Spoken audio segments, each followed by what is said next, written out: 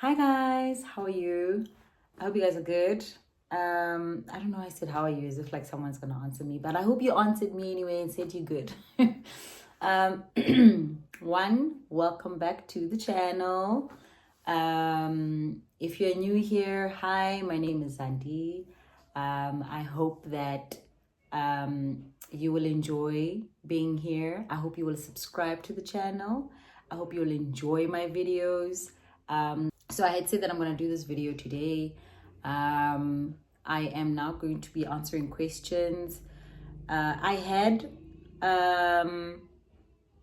so on Instagram, I posted and said just ask a question and I will answer the questions via a YouTube video. So this is what I'm doing now. So I'll answer all those questions and see how long the video gets, and then I'll answer some questions that I also got from the internet, just to make a nice well-rounded video. All right, so let us get right into it.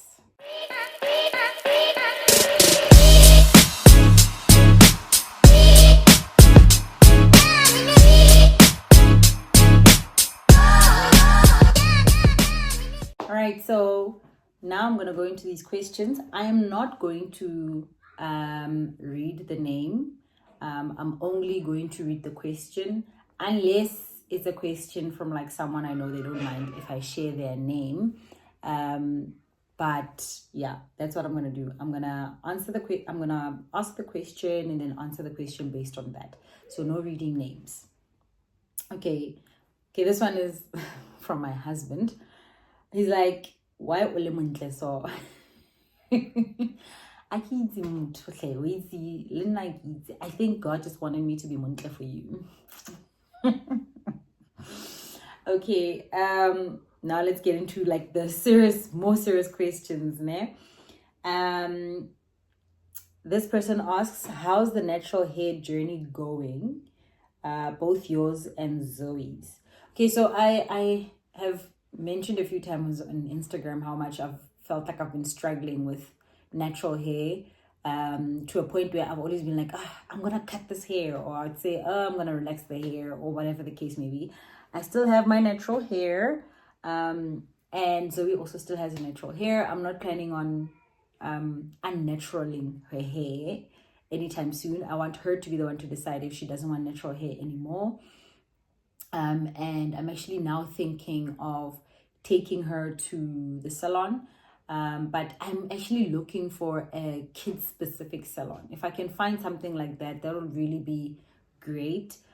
Because I do feel like those people who do adult hair, they don't specialize in kids' hair. Let me just leave it at that. Yeah, so yeah. How's the plans to be a stay-at-home mom going? I mean, I'm here, aren't I? So yes, to those who don't know, I want to be a stay-at-home mom one day in my life. That's my future goal. For now, I'm still, still working, essentially an 8 to 4 job. I absolutely enjoy it. However, at some point in my life, I do want to be a stay-at-home mom, because I feel, not even I feel, but that is more fulfilling for me. So yeah, so the plans are, there's definitely plans in place.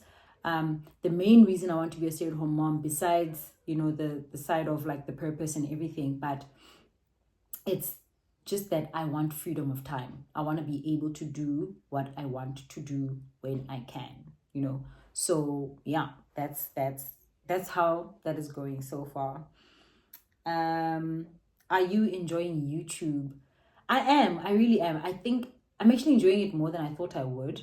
I think the only thing that I was not fully prepared for is doing YouTube to this extent and doing full-time work and full-time mom, full-time wife, all of those things.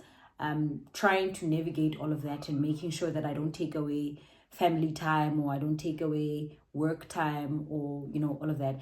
And on top of that, I'm a full-time student. But yeah, so there's all these things that are happening, and I'm trying to navigate all of that and still be doing YouTube. It's really like I need to juggle this thing. But yeah, I so far I am enjoying YouTube. And I hope that I'll get to a place where I'm able to do YouTube without feeling, oh my gosh, it's so strenuous, especially with the editing, finding time to actually record videos, sit down videos especially. I'm hoping that will change very soon. How are you doing? Are you coping, managing with everything? Yeah, I'm good. I am managing as much as I possibly can. I am coping as much as I possibly can, or to the furthest extent that can go.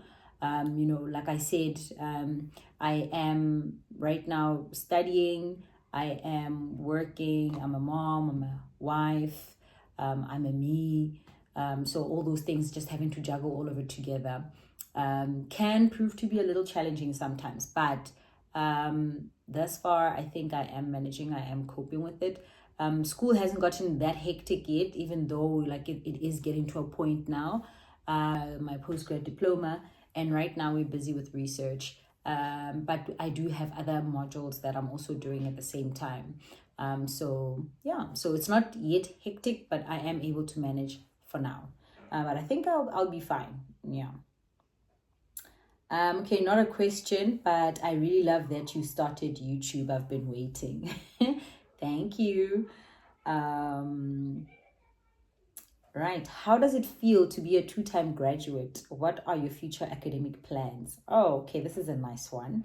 It feels great. I think I would feel it more if I would have actually had my graduations.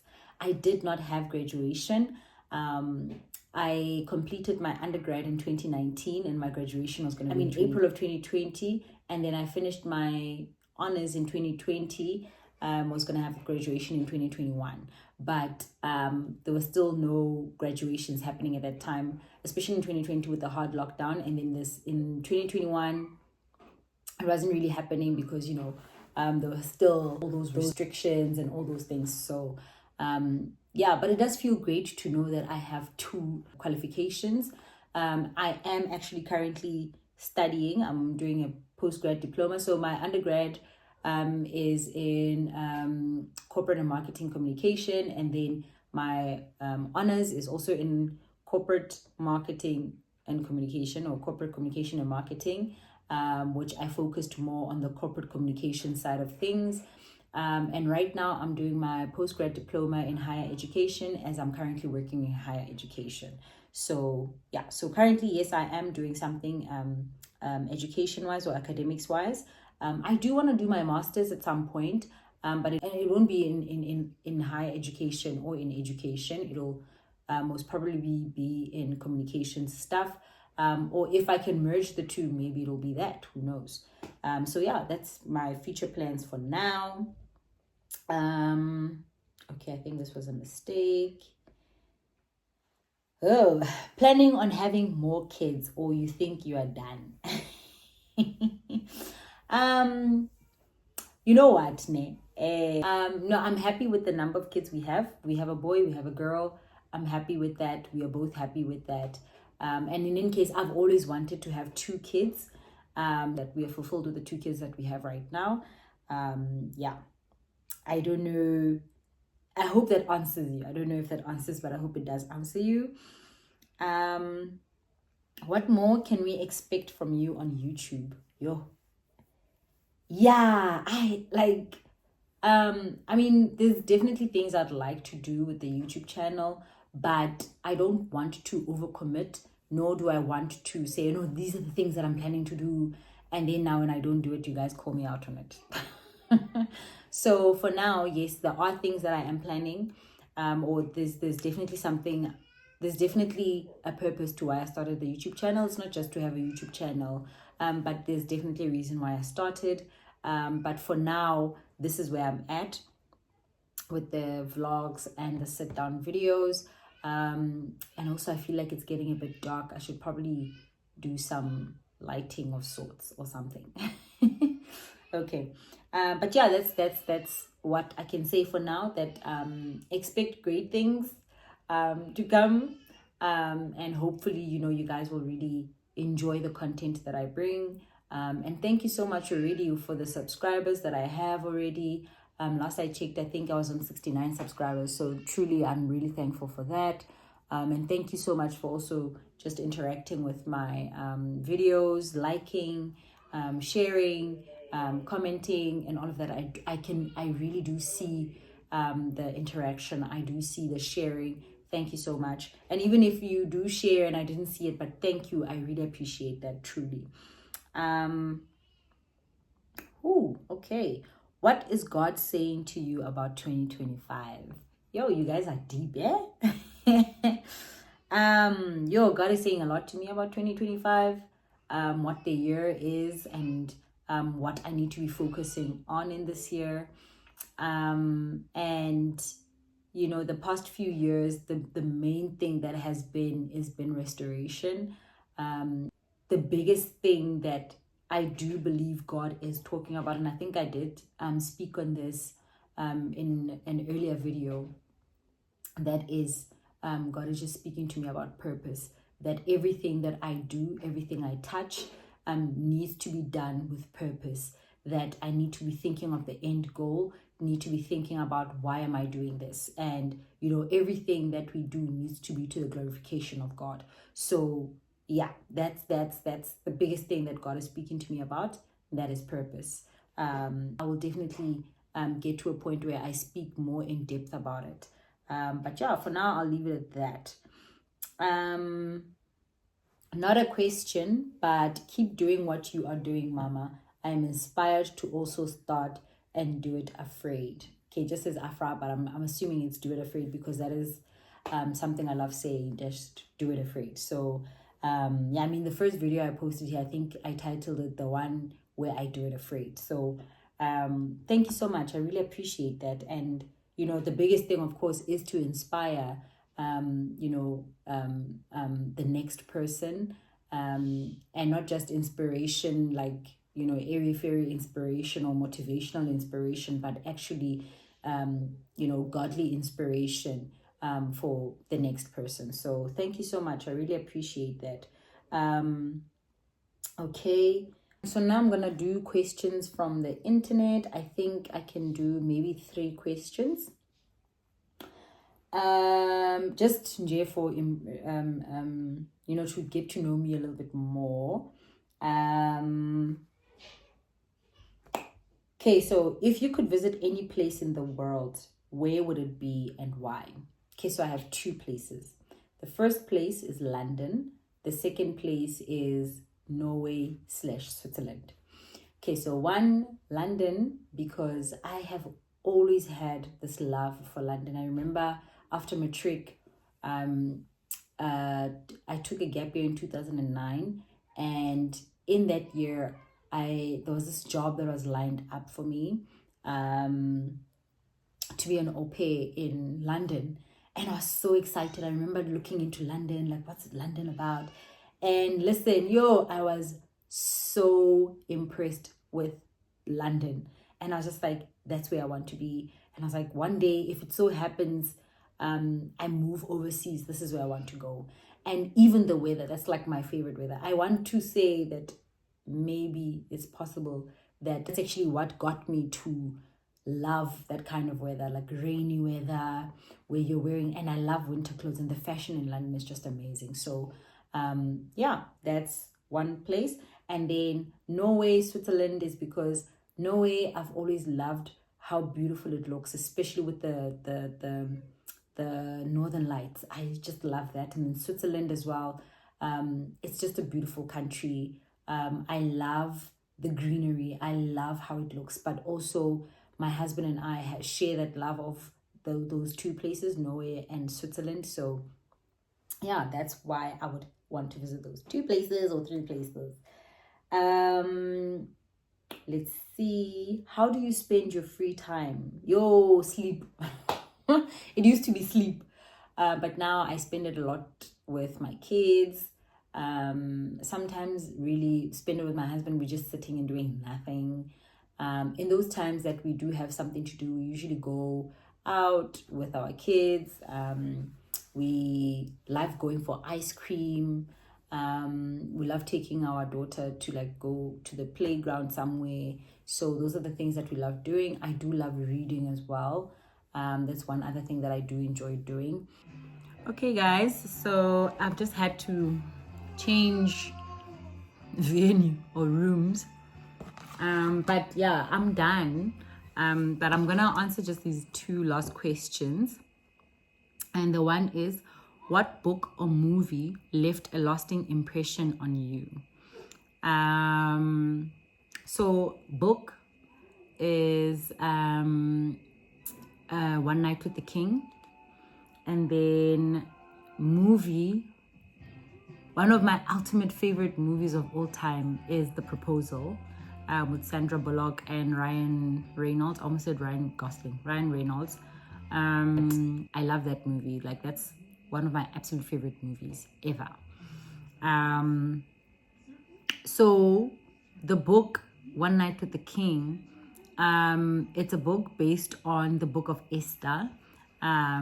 And that book left a proper lasting impression on me, to a point where it literally changed my life. I know people always say that, like, oh my goodness, this book changed my life.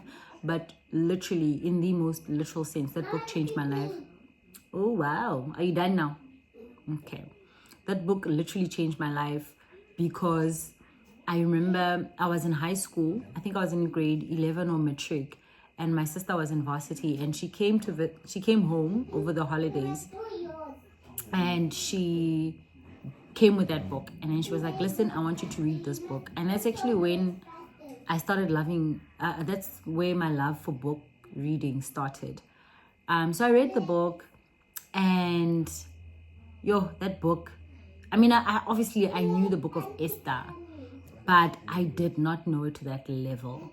In as much as, yes, of course, for the sake of, selling a book, they do need to add a little extra things here and there to fill in the gaps that are not mentioned in the Bible, which is why it's not necessarily a book that is like a real life book, but inspired book. So it's so beautiful, my girl. So, so yeah, that's the book. I've actually recommended that book to so many people. I'm just like, listen, you need to go read this book. This book is amazing. And it changed my life in the sense of, so the background noise you're hearing is my husband and our kids. They are there. He's trying to entertain both of them at the same time. So yeah, that's what I mean by being a full-time parent, full-time wife, and trying to be a YouTuber. It's something else. Trying to find time to record videos. Yeah. Excuse me for all this chewing. I was eating popcorn. But yeah, so that book actually really taught me on purpose. Like, it taught me what purpose is, what it looks like, that every single place that you find yourself in, there is a reason why you are there. That you being in a certain place, God placed you there. There's a reason why God wanted you there. Like the famous line that Mordecai says to Esther is, for who know that you were placed in this place, and you are in this place for such a time as this.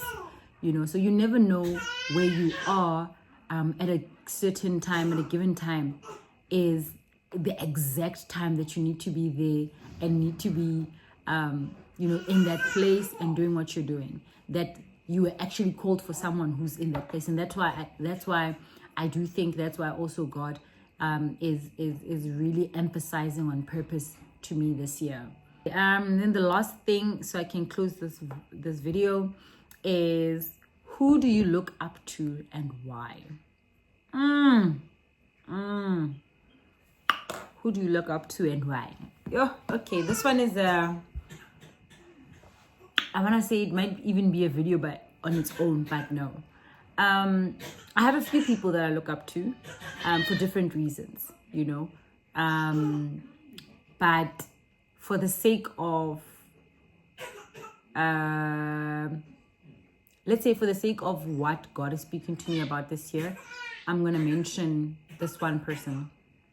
And that is Esther, Queen Esther in the Bible.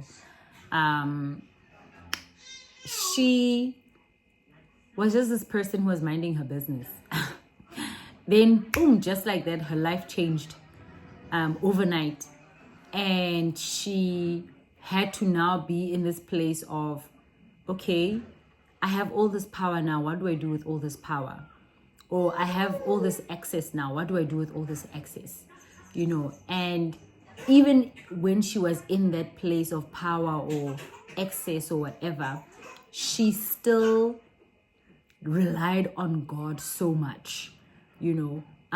And that's why I look up to her, that no matter where I may find myself, whether it's a place of power, it's a position of power, it's whether it's at work or home or whatever else that I'm doing in my life, that I should never think that I have made it so much that I don't need God.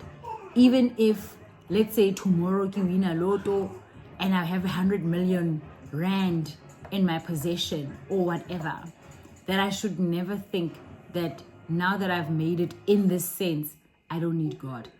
But that I will always need God. I mean, before she went before the king, in order to now save the nation of Israel, she went on a fast for 3 days, and she was like, her and her helpmates or her handmaid or whatever you want to call them, like the ladies who were helping her assistants, they went on a fast. And she said to Mordecai, okay, you go on a fast. Let people who are part of this thing also go on a fast for 3 days, so that when I appear before the king, he does not, or that he will lift up the scepter and say, you know, I can come, I can approach. Because anyone who approaches the king when they are not invited into the king's presence gets killed, you know, just like that. What? But so she fasted and prayed about this, and she got favor with the king. You know, she found favor with the king, and that's how she came to a point where she was able to save the nation of Israel. Obviously, it was God orchestrated. However, her part that she played so well that the nation of Israel was saved. And so that's why I look up to Queen Esther so much. The other person is King David. I think I mentioned him in one of the previous videos. But, you know, these are the people in the Bible that I look up to. Esther, David, and many other people. And also in real life who are living now in my time, in my generation. There are people as well that I look up to as well. But yeah, so this is where I'm going to end the video. Thank you so much for sitting here with me, watching, listening to me answering these questions. Thank you for asking the questions. Yes, baby girl. So hope that you enjoy your evening, you enjoy your day, whichever time you're watching this video. I hope that you'll enjoy your time. Thank you for giving me your time, for giving me your undivided attention, hopefully, or maybe. And so I hope that, you know, this video in some way helps in somewhat. And hopefully you got to know me a little bit more. And thank you so much for the interactions, and I hope that, you know, it'll continue growing and growing and growing. As they say, we are on the road to hitting 100 subbies. Thank you so much. Please remember to like the video, to comment. Let's have a chat in the comment section. And please do subscribe to the channel. Share my channel, my videos with your people. Hit that notification bell so you can get updates when I upload videos, and be the first, you know, to like or watch my videos or to comment. So yeah, all right, bye guys.